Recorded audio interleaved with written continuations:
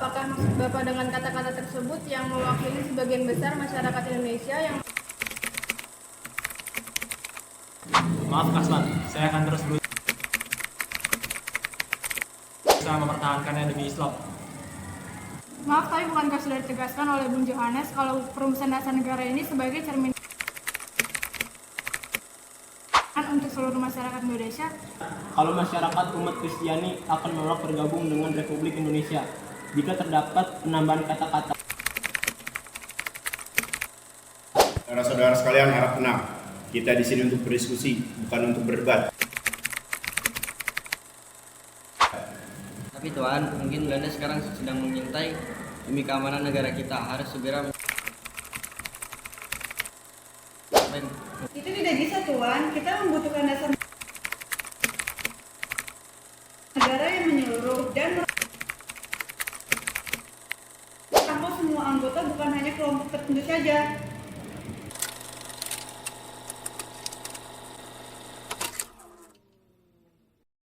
Dalam sidang BPUPKI membahas tentang rumusan dasar negara yang disampaikan oleh 3 tokoh nasional, yaitu Bapak Muhammad Yamin, Profesor Dr. Supomo, dan Insinyur Soekarno.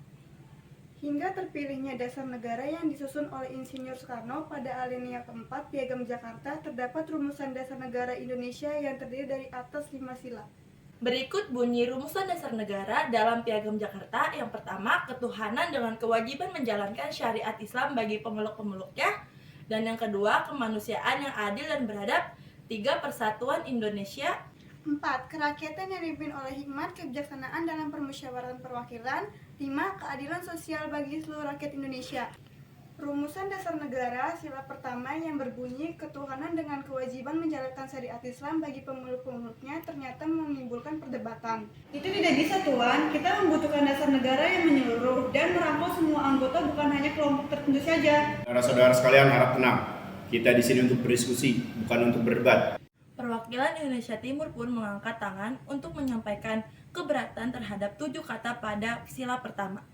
Salah satunya adalah Johannes Latur Harhari yang menyatakan keberatan dengan bunyi sila pertama rumusan dasar negara. Silakan perwakilan dari Indonesia Timur untuk memberikan tanggapannya. Baik, terima kasih Bung atas kesempatannya.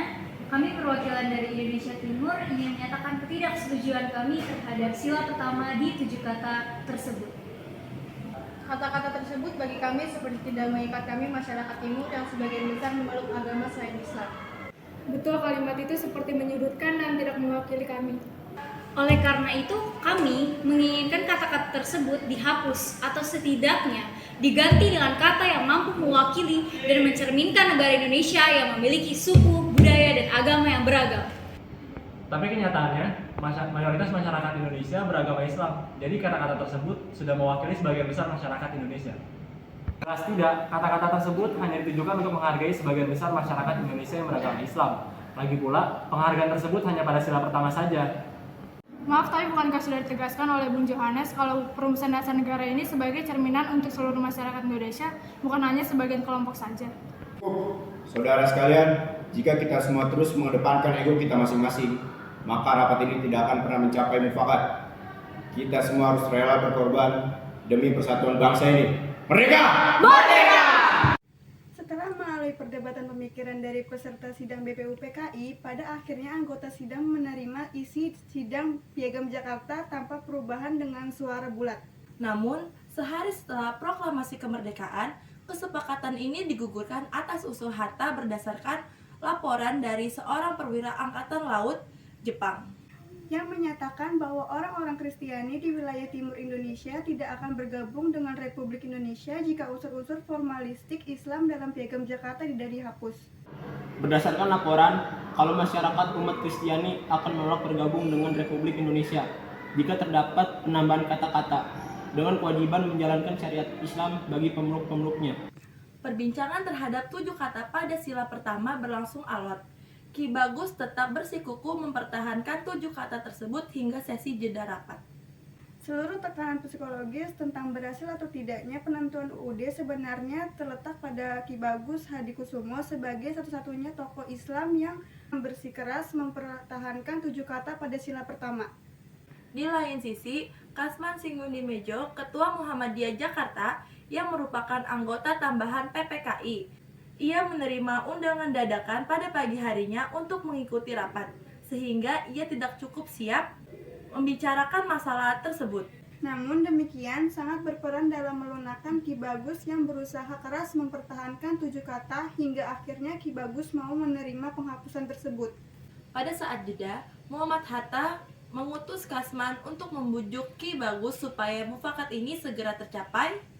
Karena Indonesia yang masih sangat muda harus segera bersiap untuk kedatangan Belanda yang sudah pasti.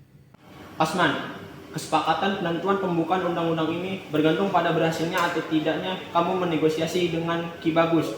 Negara ini berharap besar kepadamu. Kita harus segera bermufakat dan bersiap-siap menyambut Belanda. Tuan, saya berharap agar Tuan mau mempertimbangkan sekali lagi penghapusan 7 kata pada sila pertama. Maaf Kasman, saya akan terus berusaha mempertahankannya demi Islam. Tapi Tuan, mungkin Belanda sekarang sedang mengintai.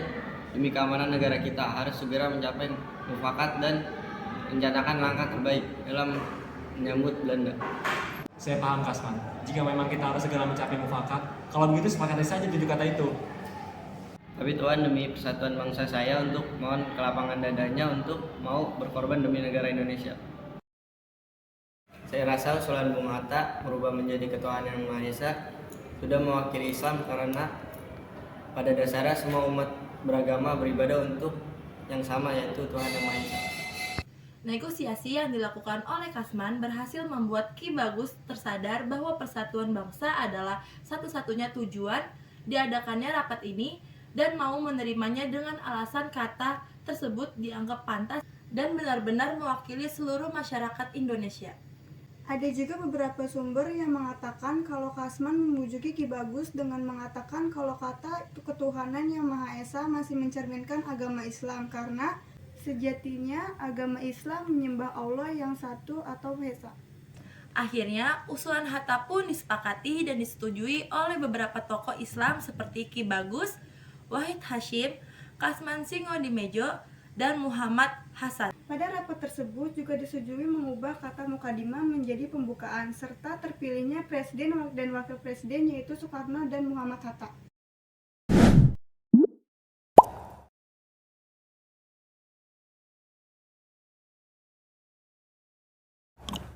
Terima kasih atas perhatiannya.